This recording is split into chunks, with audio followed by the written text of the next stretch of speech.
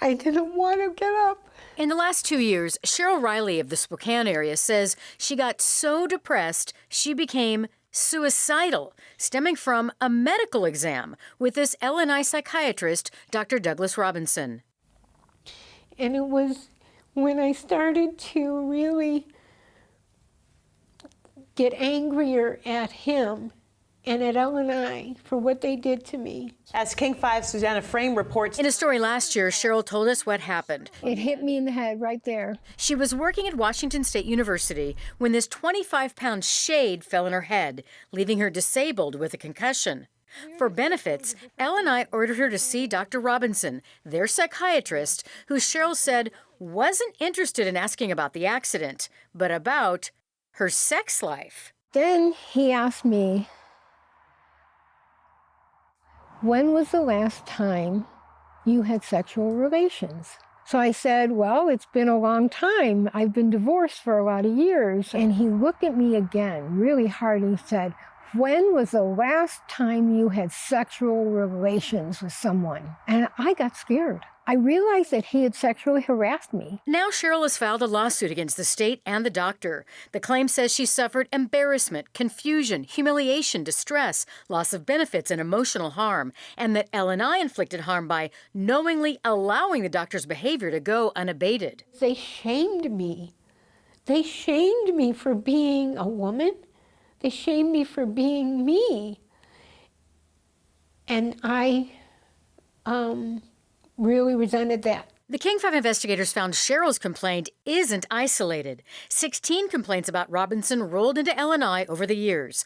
Injured workers saying the doctor is unprofessional and asks intrusive questions. Oh, it infuriates me. Seattle attorney Robert Silber says he's had clients distraught over Robinson's questions, such as this one. What is your favorite sexual position? I know 2 occasions where he did that.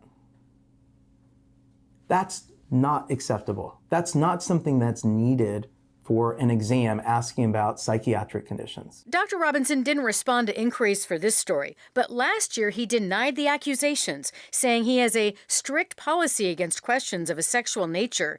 He told me those are landmines and I stay away from them like the plague. Our investigation process needed improvement. Brenda Heilman of LNI says the agency failed to connect the dots on Dr. Robinson, that their complaint process didn't consider the pattern of accusations. Under the old process, it wasn't considered.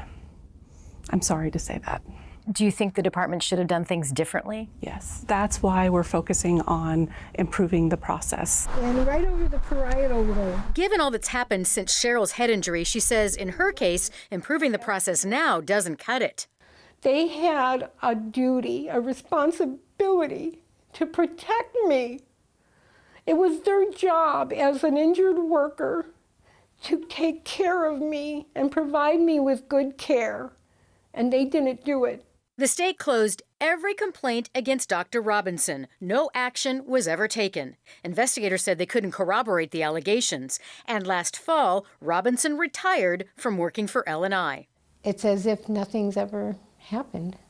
That's exactly the message to the public. When you look up Robinson's provider status, it says no enforcement actions taken, and his credential is active. He's still licensed to practice medicine in the state of Washington. I checked on Dr. Robinson's credential status just yesterday, and this is what it says.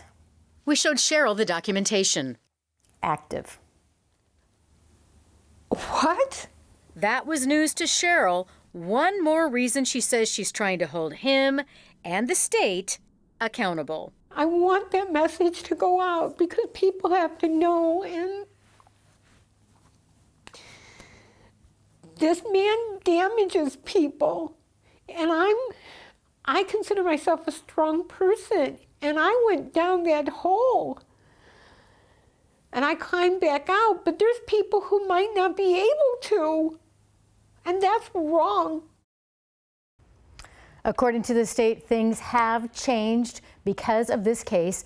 LNI says they now track all complaints about medical providers and they look for the patterns, and they say they get to the bottom of all these complaints now within 90 days. That's good. We'd love to see that public policy change in action, but for someone like Cheryl, you know, it's too late in her case. And you can still feel the anguish. It's just hard to that watch. she feels. Yeah, it was really difficult is. to be in the room with her, and you really saw the embodiment of, you know, suffering, human suffering. I mean, is there more to do here with relation to that L&I investigator? Well, we're going to see how her lawsuit plays out. Her trial is set for a year from now, next May. And we'll follow it. Thanks, Susanna. Wow.